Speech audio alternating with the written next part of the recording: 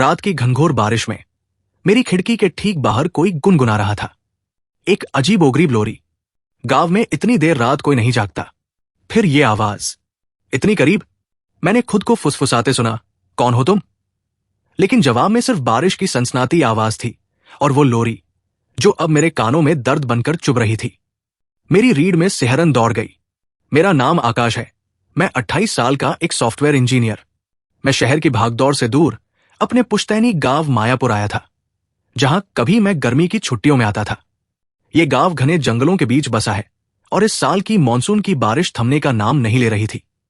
दिन भर मैं अपनी पुरानी हवेली में बैठा रहा, पुरानी किताबें पढ़ता और गांव के शांत जीवन का आनंद लेता। गांव वाले अक्सर मुझे अजीब नजर से देखते थे, खासकर जब मैं पूछता, क्या यहां कोई प्राचीन कहानी है? उनकी आंखें डर से सिकुड़ जाती और वे तुरंत बात बदल देते। एक दिन सरपंच के बेटे ने मुझे फुसफुसाकर कहा, बरसात की रातों में बाहर मत निकलना आकाश बाबू, कुछ आत्माएं जाग जाती हैं। मैंने इसे अंधविश्वास मानकर हंस दिया। उस रात बारिश पहले से कहीं ज्यादा तेज थी। हवा इतनी भयानक बह रही थी कि दरवाजे खिड़कियां कप्पा रहे थे। तभी वो आवाज फिर आई, लोरी। इस बार वो और ज्यादा स्पष्ट थी और मेरे कमरे की तरफ बढ़ती हुई महसूस हुई। एक मधुर लेकिन ठंडी, रुला देने वाली धुन। मैंने हिम्मत जुटाई और खिड़की से बाहर झांका। अंधकार और बारिश के पर्दे के पार मुझे कुछ दिखा। एक धुंधली परछाई बिल्कुल मेरी हवेली के आंगन में एक औरत की शक्ल में खड़ी थी। उसके लंबे बिखरे बाल बारिश में तैर रहे थे और वो धीरे धीरे मेरी खिड़की की ओर बढ़ रही थी। उसकी आंखें, वे चमक रही थी, लाल आग की तरह। मेरा दिल जोर से धड़का। मैं पीछे हट गया, सांस रोकने की कोशिश करता रहा। अचानक वो लोरी थम गई। हवेली में सन्नाटा छा गया, सिर्फ बारिश की आवाज। मैंने फिर से खिड़की पर नजर डाली। परछाई गायब थी।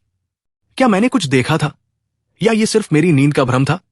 मेरी हथेली पसीने से भीग गई थी। मैंने खिड़की कसकर बंद कर ली। अगले कुछ दिन गांव में रहने का मेरा सुकून छिन गया था। वो लोरी, वो लाल आंखें हर पल मेरे दिमाग में घूमती रहती। मैंने गांव वालों से दोबारा पूछने की कोशिश की, खासकर बूढ़ी धानी अम्मा से, जो गांव की सबसे उम्रदराज थी। उन्होंने पहले तो टालमटोल की, फिर मेरी जिद पर बोली, ये मायापुर नहीं, मायाजाल है बेटा। बरसों पहले यहां एक औरत रहती थी, नाम था रूपा। उसे गांव के मुखिया ने धोखे से मार डाला था, क्योंकि वो उसकी जमीन हड़पना चाहता था। रूपा की आत्मा उसी रात से भटक रही है, खासकर बारिश की रातों में। वो उन लोगों को ढूंढती है जो इस गांव के रहस्यों को जानने की कोशिश करते हैं। उसकी लोरी, वो तुम्हें बुलाती है, मौत की तरफ। धानी अम्मा की बातों ने मुझे और बेचैन कर दिया। रातें खौफनाक हो गई। बारिश की आवाज में अब मुझे सिर्फ वो लोरी सुनाई देती, कभी धीमी, कभी तेज। हवेली के गलियारों में ठंडी हवा के झोंके चलते, जैसे कोई मेरे पास से गुजरा हो। एक रात मेरी मेज पर रखी पुरानी पारिवारिक तस्वीर अपने आप गिर गई और कांच टूट गया। मैंने घबराकर चारों ओर देखा, पर कोई नहीं था। मुझे लगा जैसे कोई अदृश्य शक्ति मुझ पर नजर रख रही है। मैंने इंटरनेट पर रूपा और मायापुर के इतिहास के बारे में खोजना शुरू किया। मुझे कुछ पुराने लेख मिले, जिनमें जमीन विवाद और एक महिला के रहस्यमय तरीके से गायब होने का जिक्र था। ठीक उसी समय जब धानी अम्मा ने बताया था। मेरे तार्किक दिमाग ने इन सब घटनाओं को संयोग मानने से इनकार कर दिया। कुछ तो था। मुझे पता था कि मुझे इस रहस्य की तह तक जाना होगा, वरना मैं कभी चैन से नहीं जी पाऊंगा। डर के बावजूद जिज्ञासा हावी हो रही थी। मुझे उस लोरी का मतलब समझना था और उस औरत का सच जानना था। अगली रात लोरी की आवाज ने मुझे दोबारा जगा दिया। इस बार वो हवेली के पिछले हिस्से से आ रही थी, जहां एक पुराना सूखा कुआं था। गांव वाले कहते थे कि उसमें कभी कोई झांकता नहीं। मेरी धड़कनें तेज थी, पर मैं जान गया था कि अब भागना बेकार है। मुझे उस कुएं तक जाना ही होगा। मैं टार्च लेकर धीरे धीरे उस ओर बढ़ा। बारिश अब भी तेज थी और बिजली कड़क रही थी। कुएं के पास पहुंचते ही लोरी की आवाज इतनी स्पष्ट हो गई कि मुझे लगा वो मेरे ठीक कान में गा रही है। उस आवाज में दर्द था, क्रोध था और एक अजीब सी शांति भी। मैंने टार्च की रोशनी कुएं में डाली।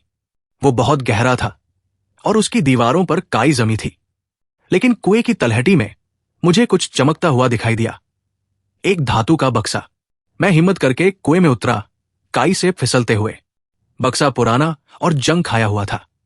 मैंने उसे खोला और अंदर मुझे एक डायरी मिली। डायरी रूपा की थी। उसमें उसने अपने प्यार, मुखिया के धोखे और अपने बच्चे के बारे में लिखा था, जिसे मुखिया ने उससे छीन लिया था। उसने लिखा था कि उसकी आत्मा तब तक शांति नहीं पाएगी जब तक उसका बच्चा अपनी मां को नहीं पहचानेगा। अंतिम पृष्ठ पर एक नाम लिखा था, अनिल, मेरा दादाजी का नाम।